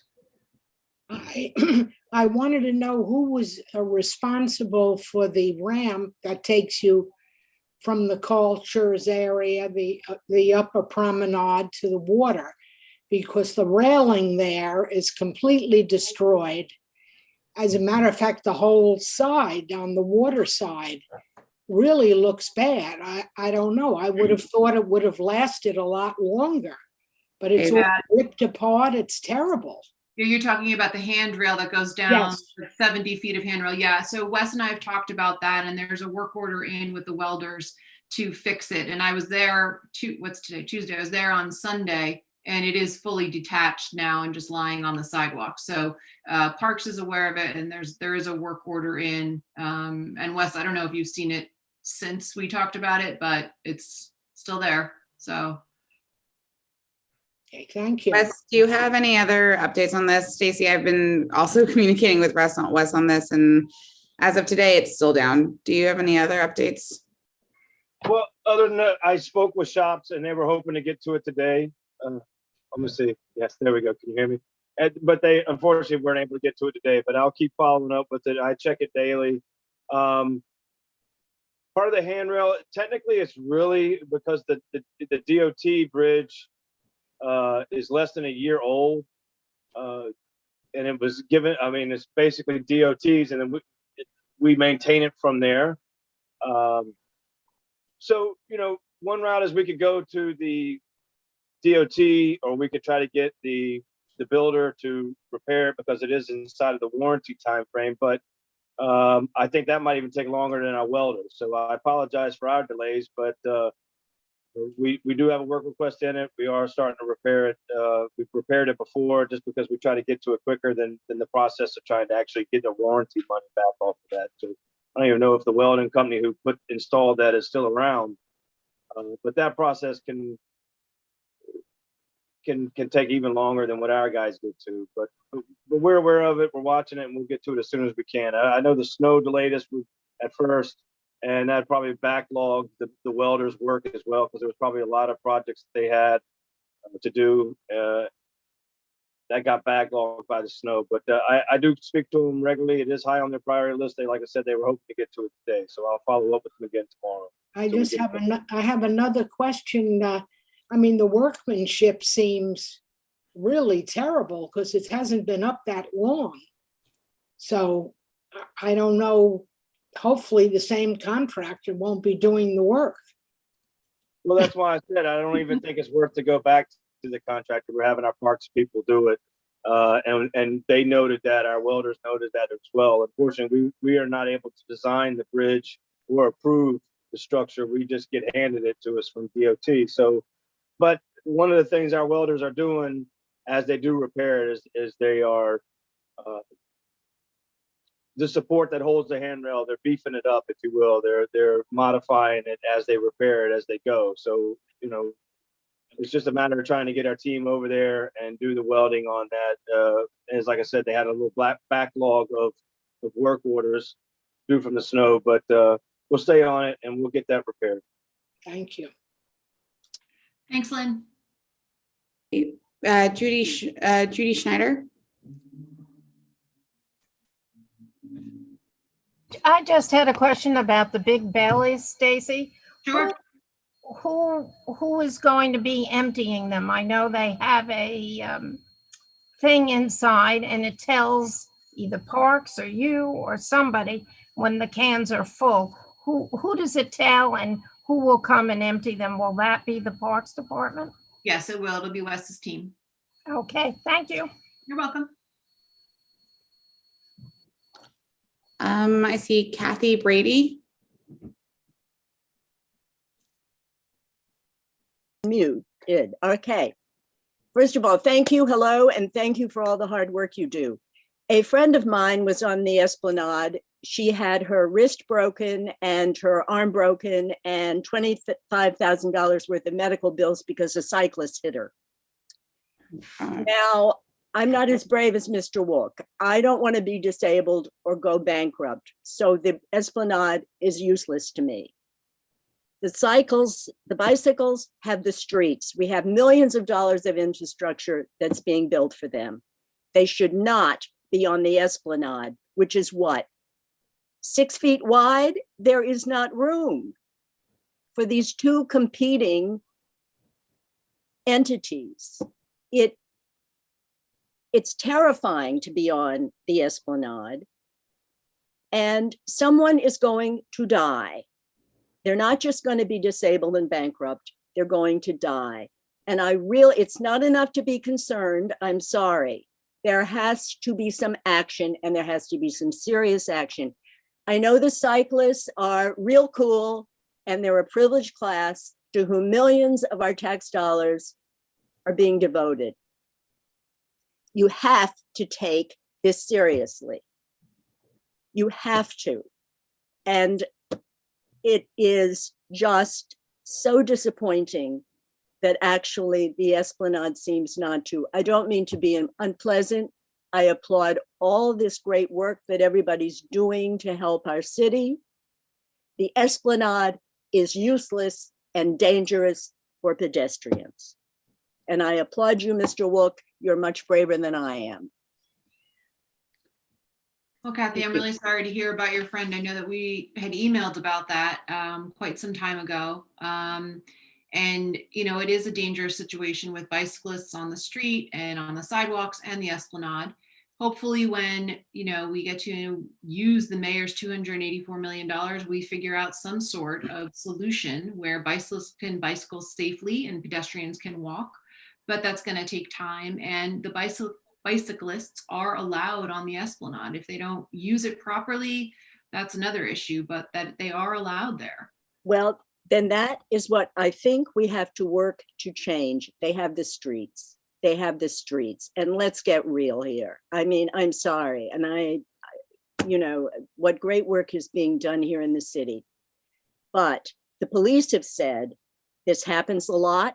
The cyclists run off. This was like, middle class white guy, entitled, owns the Esplanade, has a right to be there, and just mows down people because he can. And this is frequent enough everywhere.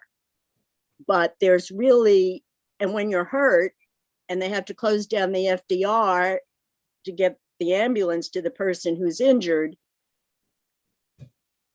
we begin to enter the area of the ridiculous. Really. Yeah. Thank you. Thank you, Ms. Brady. I think that in general, these are really difficult but important conversations to have about the use of the Esplanade. Stacy is talking a lot was referring to a couple things that I think are really important, the influx of money that's coming in, but also just, I think transitioning our advocacy. For so long, we've been fighting for structural repairs, but with this types of funds, it's really, I think, an opportunity for us to talk about usage and how we keep everybody safe. And unfortunately, we're not going to come to any sort of conclusions on this tonight. But Stacy, I can tell you that this will not be the last conversation that we have about this topic. And we can certainly, the Esplanade is a kind of frequent kind of item on our agenda. And I think that we just need to continue to have these conversations. There are in the 50s that they are talking about in doing the kind of expansion of the Esplanade below Alice Aycock Pavilion. They are talking about a better division of traffic of users on the Esplanade there. And I think that it's something to look at as they do that piece and see how that works. We should be trying to find the lessons that are learned in that, and also north above 96th Street as they repair that area too. We should be looking for lessons that are learned there. It's not going to be a conversation that we can finally come to all conclusions on tonight, but I do think it's important to have. And I'm really sorry to hear about your friend again. I hope that she's doing okay. Not really, but yeah, don't want to infringe on anyone's rights. So there we go. Okay. Jordan, I see that your hand is raised, but I want to give Margaret Schwartz a chance to speak first, since she hasn't had a chance yet. Right. Hi, I just want to follow up on the handrail, because I actually believe I'm the person who called in the handrail, and that was like months ago, just so you know, and I'm not a welder. But what concerns me about that handrail is if it was fixed before, it actually looks like it's holding up the railing. So it seems as if, I'm not an engineer, that the more time that railing isn't fixed, that the fence is pitching in towards the water. And I'm just saying, we see that the earth is collapsing from underneath us at other parts of the Esplanade. Yeah. It could be one day someone's walking there and the whole thing goes. So I didn't even know it was only, actually I hadn't entered that way in a long time. So if it's only a year old, I think it might warrant a little bit more inspection than just fixing the handrail. That's all. That's a good point, Just a Margaret. thought. Thank you. You're welcome. I see Jordan, and then go ahead. There's somebody who feeds the birds with a large bag of bird seed every day, midday. Anything you care to say about that? It's quite an impressive herd, a flock of pigeons, and I wonder why we can't get a hawk there.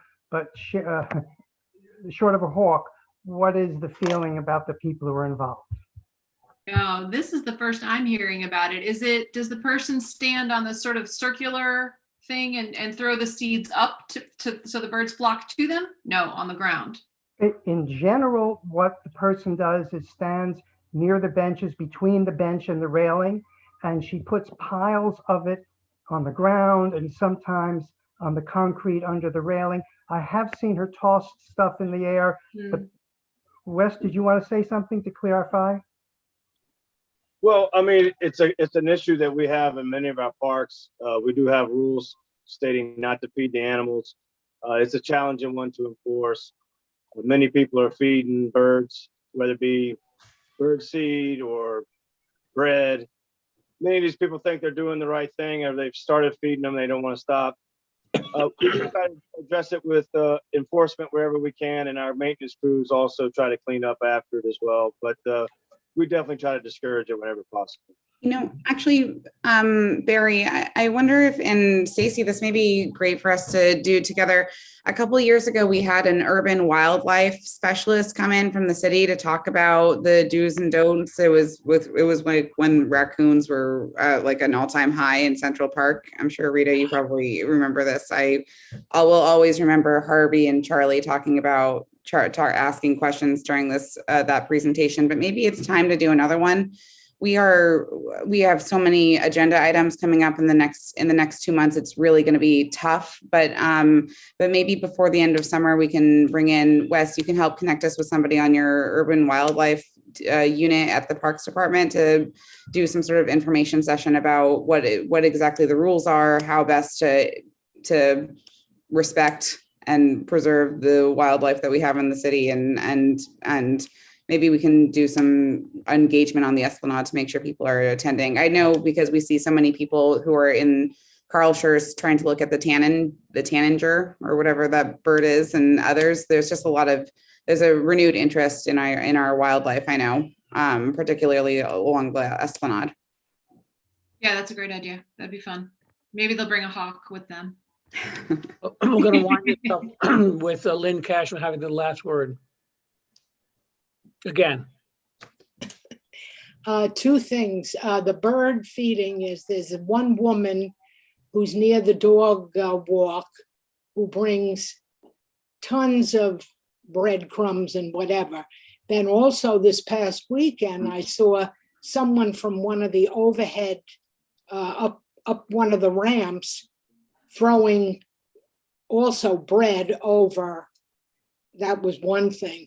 And as far as the cyclists go, something to consider is you also have now the motorized bikes. The e-bikes. And they're coming in both directions. And, there's no signal. People are just, strolling, having a good time. I don't know, maybe signage. It's something to look into because obviously we're using, the parks and the promenade a lot more now, and are going into the warmer weather, we're going to be using it even more. So it's just something to consider. Yeah. Thank you. Yeah. Thanks, Lynn. Yeah.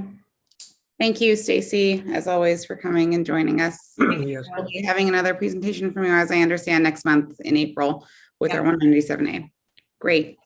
Thank you, guys. Moving on, the next item on the agenda, item 3, presentation for information purposes of a temporary public art installation by artist Joanne Howard for Carl Schurz Park, presented by Elizabeth Nacella, Senior Public Art Coordinator for the New York City Department of Parks.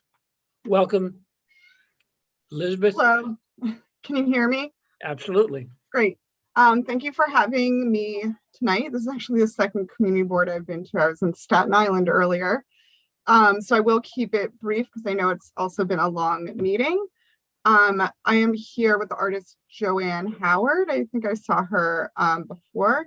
I'm going to share my screen if it's possible, so I can just share some visuals. You should be able to share it now. Great. Can you see that? Can everyone see my screen? Yeah. Okay. And just a quick overview. I think the last time I was to your Parks Committee was in November for a large sculpture that will be coming to Park Avenue. It should actually be on view next week. These artworks are admittedly much smaller, So the artwork in question is by Joanne Howard. They're called apple heads, and you'll see some pictures that kind of explains them a little bit more. It says cast bronze here, but they'll actually be cast in brass. They will be installed in April and be on view through November. I think the visuals will probably be helpful, and then I'll go back to the map. So Joanne carves these little heads out of apples and then lets them dry. And then they kind of take on a little bit of a different personality as they dry.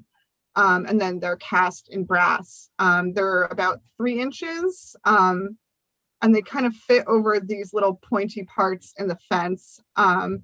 Here's a sample. We actually met in the park this morning to do some test fittings.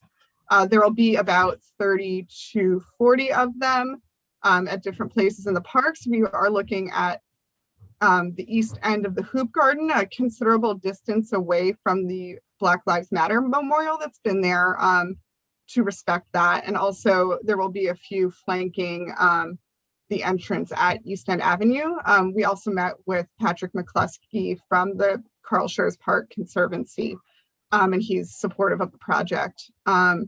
So here's another picture that shows them from a little bit further away. So they're very unobtrusive and kind of something that maybe people might stumble upon as they're walking through the park. We will have signage available, so people to call attention to them, to people who might wonder what they are. This is a close-up showing how they're attached. There's kind of these tension screws that are going to be fitted inside. They really won't be visible. So one thing that Joanne did test today, she brought a hammer with her and hit them with a hammer to make sure they wouldn't come loose. So they're pretty secure on there, but the way that screws are put in, it also won't damage the fence afterwards. Here's another image kind of showing how they're attached with the screws. And I think Joanne said there would be maybe 10 different types. So there'd be, 3 to 4 of each type. And Joanne, if you just wanted to say a few words about your project, I will just add for all projects, the artist is responsible for maintenance. If they get damaged or vandalized, that she'll come, fix that, whether that's removal or taking it home and fixing it. If any of them go missing, we'll alert her. I think she's designed them in a way that seems pretty secure as evidenced at the test earlier today. Joanne, if you wanted to add anything. Thank you, Elizabeth, and thank you everybody for letting us present this. I don't really have anything to add. I think that you've really covered it all, Elizabeth. As you said, it's a kind of a subtle public art piece. They're very small. I think that they could go unnoticed by many people. I think that's actually part of the charm. They're very little. People who frequent the park may take a while to notice them.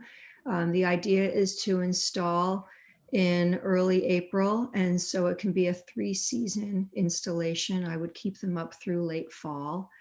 And I think of them sort of as little guardians of nature, protectors of the trees. I think there's something whimsical about them. And that's about it. Oh, thank you very much, Joanne. Thank you. Any questions from the public? Tricia, your comments. I'm just gonna say my comment. I think they're amazing. I think they're wonderful. I think they're quirky in this is a personal, not a shared comment, but I think they're quirky in a very charming way. And I think they're really fun. Thank you so much for bringing. One of them reminds me of my ex-wife, Lynn Cashman. I think they're fun. How was this decided upon?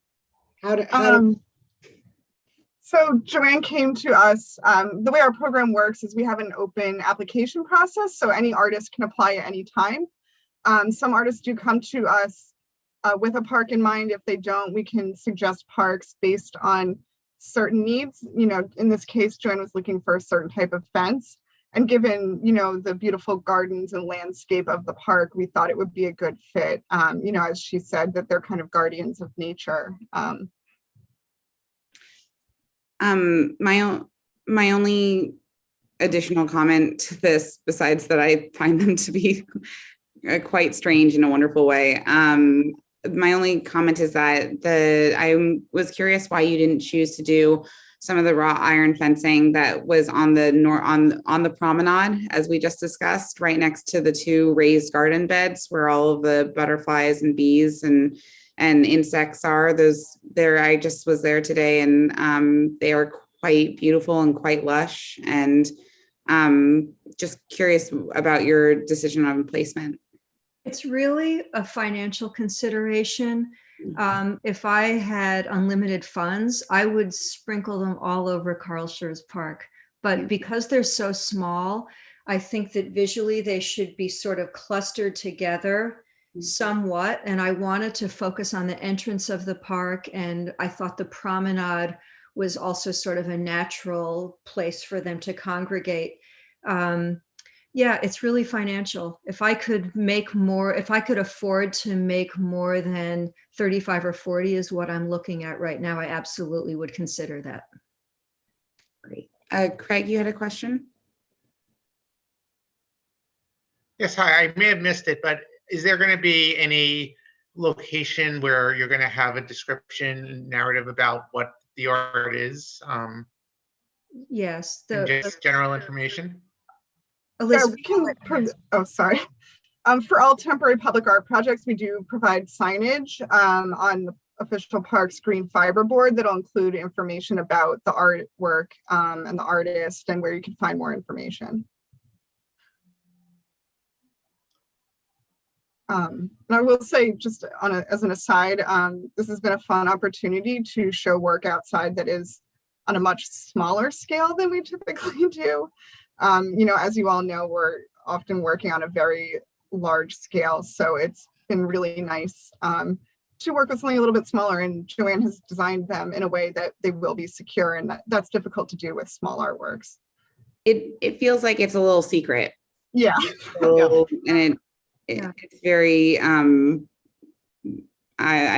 find them to be completely charming. So that having been said, I think would like to thank you, Elizabeth.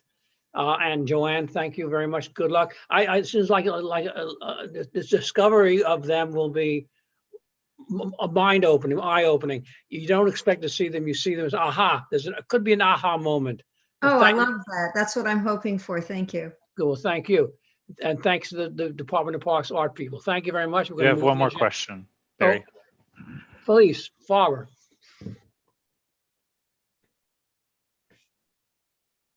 Hi, just one question, and maybe I missed this.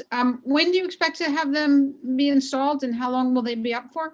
Hopefully early April, and I want it to be a 3-season installation, so I'll leave them up through late fall. Thank you.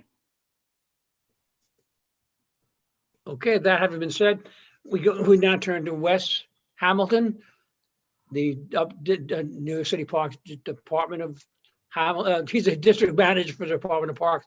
Wes, it's all yours. Well, good evening, everyone. Yes, I'm Wesley Hamilton. I'm your district park manager. You may have heard me spoke earlier. And first of all, I'd like to really thank everyone for their earlier presentations. Really tough stuff to follow. Mine won't be nearly as exciting as that, but I will make it brief because it has been a long meeting. But thank you to everyone. Laser pool just makes me want to go play hockey and go swimming, especially after the weather we had. Not at the same time. Not at the same time, but if it was February, hockey, today, swimming, almost anyhow. And also very excited to see the artwork coming to Carl Schurz. We're very pleased and thankful that comes there. So again, thanks to Joanne and Elizabeth for bringing that to us. With that being said, I'll just have a few brief updates. As I said, I'll try to be short. We have try to update on some of the capital projects. We have 24 Sycamore is at 70% completion. They're on track and expected to be completed around August 21st of this year. St. Catherine's is in procurement, and John Jay is in procurement now. Carl Schurz, the security measures. I don't know if you guys remember a while back, we brought a presentation about the security measurements. That's still in the final design phase. couple of new items that's coming up as far as permits. We are accepting permits for larger events now. We're currently only approving events at 50 at the capacity of 50 with an approved safety plan.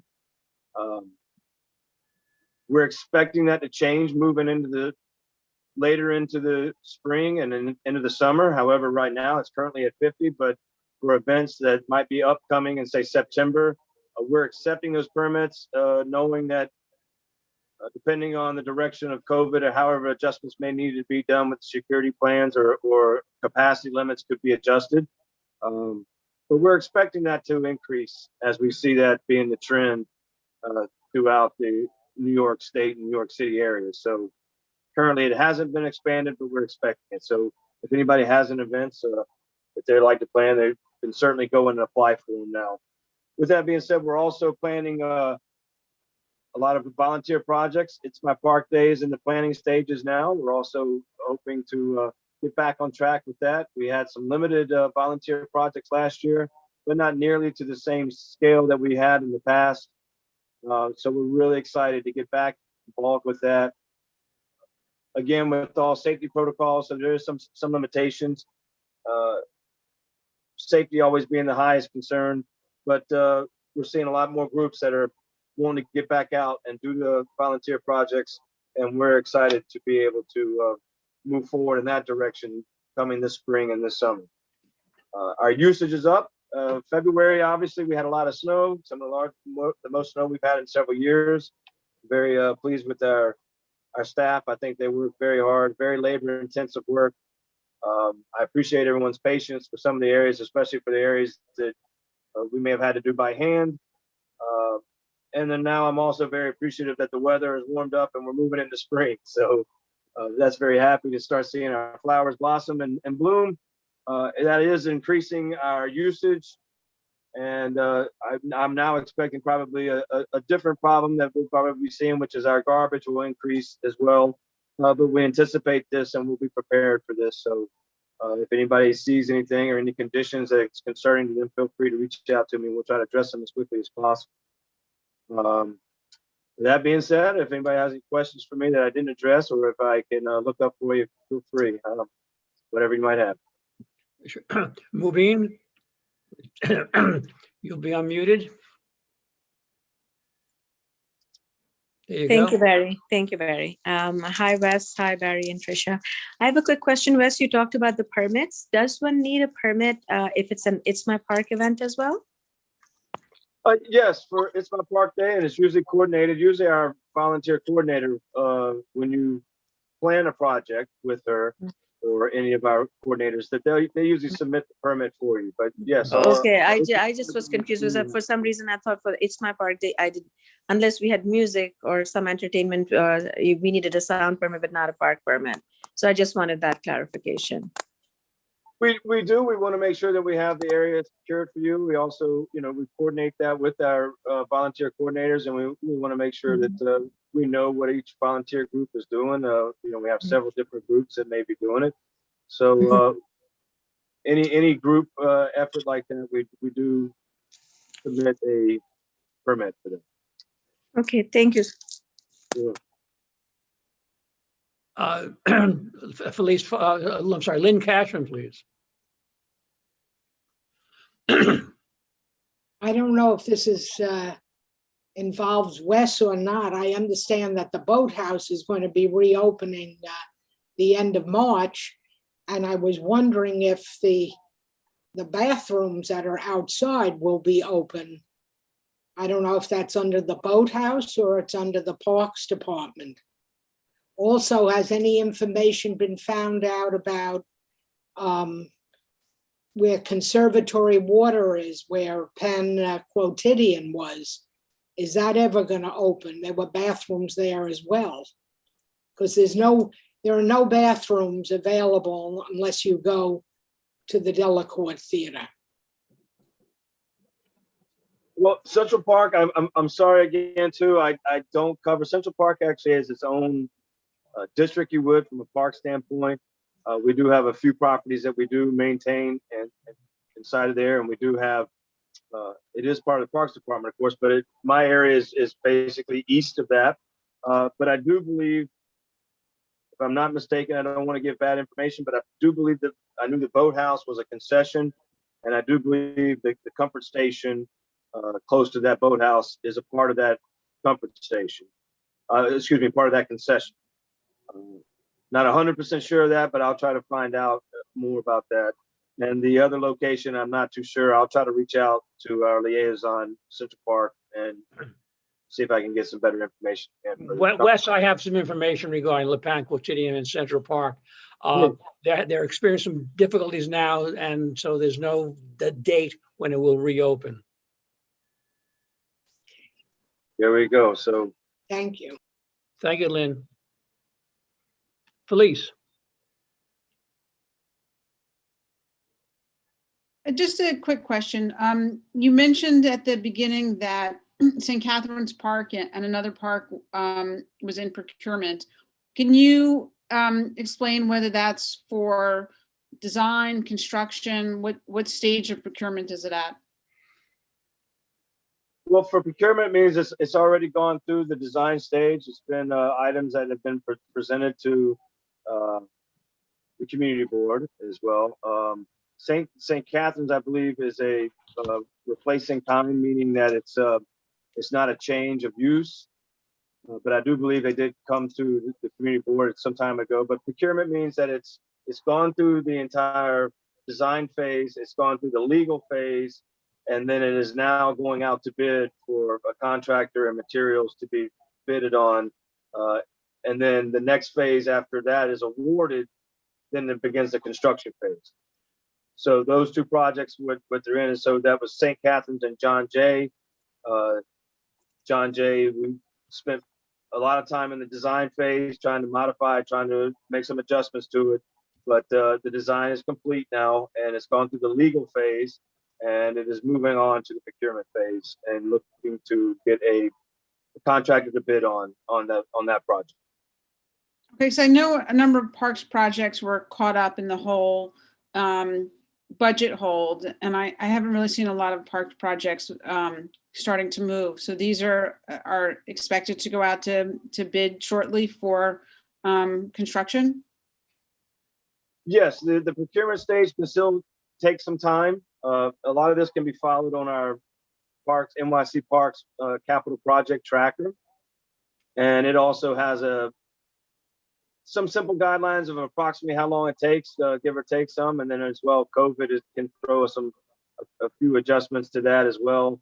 Although I think we're moving out of that. There was some holdups on many projects with COVID. On the COVID tracker, on the capital tracker, some projects are noted as being delayed due to COVID. But we did have I don't know if it's the word they use. I don't know if it's a real word, but an unpausing of some of our projects. But most of the projects that were in the design phase were not affected. Most of them were projects that were in the procurement stage. However, a lot of them have been unpaused with COVID and are going back out to bid. So we don't foresee a lot of other issues at that stage of procurement.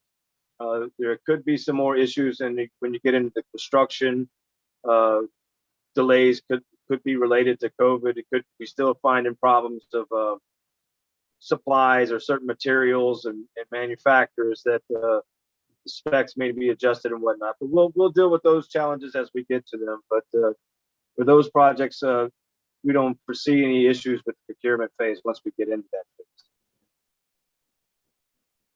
Thank you. Thank you. Rita Popper. Wes, I have a question for you. Who decides in the parks department what, let's say, Honey Locust Park, which I honestly didn't know that there was even a park. Who decides when that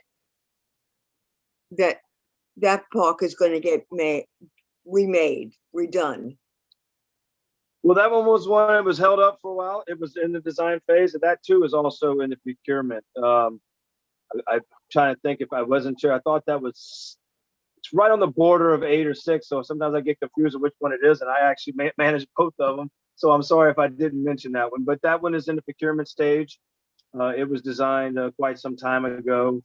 I'm not really sure if that was held up in the procurement, but I do know it's listed as being in the procurement stage. So, you know, we'll update you if there's anything different with that. But so that project is too, as well as moving forward.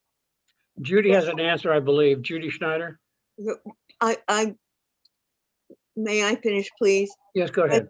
The reason I ask is that Rupert Park is never on the board, so to speak. And this weekend, I bumped into a woman who said, "Do you know anything about this park?" I said, "Yes." She said, "Are you going to do something about the dogs? The smell coming from that park is awful." And last week, or last month, Mubin and it was Sadar who said, you know, what are we going to do? The dogs are here. Today I watched a woman walk into the park with a dog on a leash, walk up to where the children's little slide is, have the dog go to the bathroom, and then she took the dog to a quadrant. Now the dogs are in all 4 quadrants. They're off the leash. And I think I told Barry that it was last week in the Times, they always have a section that says, what will so-and-so do on a Sunday? And it's a person. They picked a doctor who lives up the park, and he said, on Sunday morning, I get up, he said, I live on this wonderful closed street. I take my dog right down to the park. It's open. It's nobody could stand there and be the guard there, but the park has to be complete. Right now, it's a forest. It's not a park. So I don't know. I want to protect the kids that are using the slides. There's only 2 areas in the park for children. The rest is trees. So I'm interested to see, how do I get onto that? I have $2.5 million. I need $5.5 million more.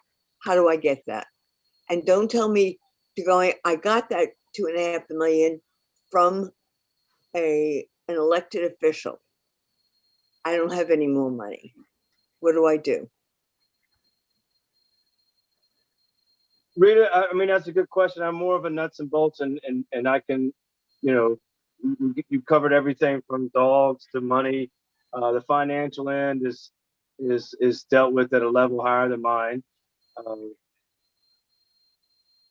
I'd like to see us get the funding. And as far as the dogs, only, you know, it's pretty much comes down to enforcement and trying to make sure that the signs are posted and in place. We could try to find out. I can try to find out more information for what you can do with the funding, or how you can get more funding. I'm not really a fundraiser, so that area I don't know, but I'll try to find out what I can and get back to you on. I understand. What my concern is that there is a tremendous amount of money that is spent in the 60s, 70s, and we go back and it goes back to the 60s and 70s. And then we're back a third time to the 60s and the 70s. We never get to the 90s. How do I move the needle up to the 90s? Don't know how to do it. And I stood outside with a hat, and I ended up with $2.50 for the day.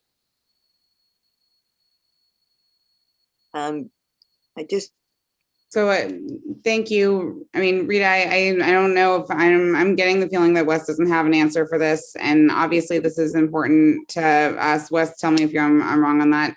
Mubin and Sahar and I were just texting and talking about trying to get this again on the agenda to talk about, again, how we can better advocate for funding for this park and a redesign for this park. Wes and I were on the phone today.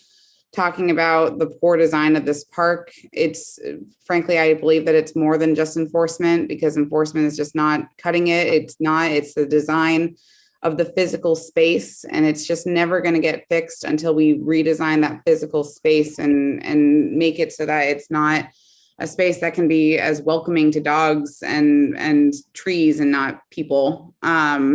So I think that the best thing we could do is, I would still love to get Ben Kalos to come talk to us about what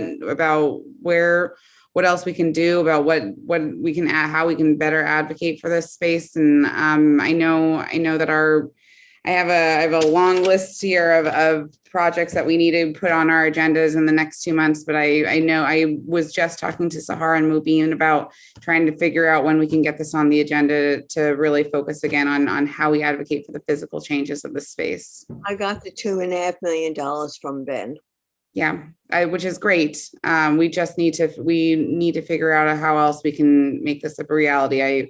I completely agree with you. It's, we can talk enforcement for days on end and until we're blue in the face, but it's never going to be enough until we actually change this space. It's just not, the vast majority of the park is not usable the way it is. It's just not. So, Truth, by the way, Tricia, to interrupt you, Tricia and I had this discussion earlier this afternoon, and we agreed to have a talk tomorrow about moving forward on these issues. we asked, Rita, I told Barry that as soon as we can figure out a time, we should try to see if we can't just invite Bill Castro to come talk to us in the space, Rupert in the space itself, and see if we can all just come together and talk in that space and talk about how we can better advocate for this, because it's just never going to get fixed until we invest the real big money into it.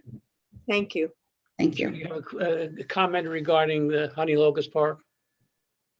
Yeah, am I unmuted? Yes.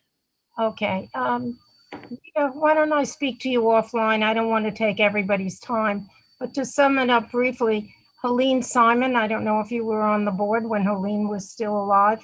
She and I were co-chairs of the 197A committee, and we raised all the funds to redo Honey Locust Park, but then the DOT had to fix the bridge, and then they had to put in the third water main, and then they had to fix the bridge again, et cetera, et cetera. So now they're finally getting around to fixing the park with the money that was raised. We did the 197A in 2006. So that tells you how long we've been working on this project. But you and I can talk offline. Thank you, Judy. Thank you, Rita. Thank you, Wes. Any new business? Okay, we have Mr. Angelos. Good evening. Thank you for your time. As I mentioned in the last month's meeting, I'd like to bring the new business, the Blood Center proposed tower that affects St. Catherine Park. Mm-hmm. Yes. So, Mr. Angelos, with two pieces to this. One, because of your suggestion to put St. Catherine's Park on the agenda, we are trying to do so. We're just frankly very backed up with issues, and next month with 197A, and technically we're supposed to be partnering with Community Board 11 next month to do a meeting. We're still trying to find time, but with regards to the Blood Center project, I'm following up with our chair, Russell Squire, to see how he wants us to do the ULURP when ULURP actually starts. There's a couple different ways that it can go about. It can be held through a task force meeting, a task force that handles all of these issues of the Blood Centers project, or it could be held individually. I just don't know how the ULURP process will work with this one and how the process will be, but we'll keep you posted on how it's going to be heard. ULURP, though, to my understanding, the ULURP clock hasn't started yet for this project. No, it has not. They say maybe if I may, April or May. Yes, if go I may. ahead. The issue here is not, it's just the proposal on St. Catherine Park. I just want to talk about the agenda on St. Catherine Park, the effect of the shadow. Right. So, I mean, we are planning on putting St. Catherine's Park on the agenda. It's coming, and as soon as we do, we will make sure to blast it out and share it with you and with everybody else to have it as an agenda item.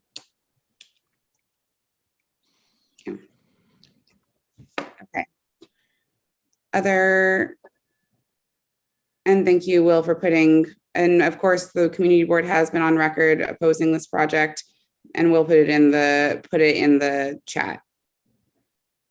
Other questions about other new business or old business?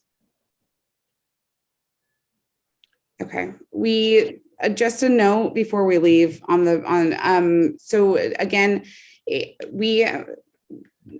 in January, I think it was, we discussed this committee discussed some different goals that we had throughout the year. And one of them was partnering with CB8M in discussing the Esplanade and discussing other parks related issues. Irma Torres has been advocating for a long time for us to participate with CB8M on a couple of the playgrounds that just border both of our districts. That was technically supposed to happen in April, but I don't know if it can, or if we have to push it back. I have to still talk to Barry about whether or not that CB8M wants to do it when we're also doing 197A at the same time, but coming soon. And our next meeting is going to be on April 8th.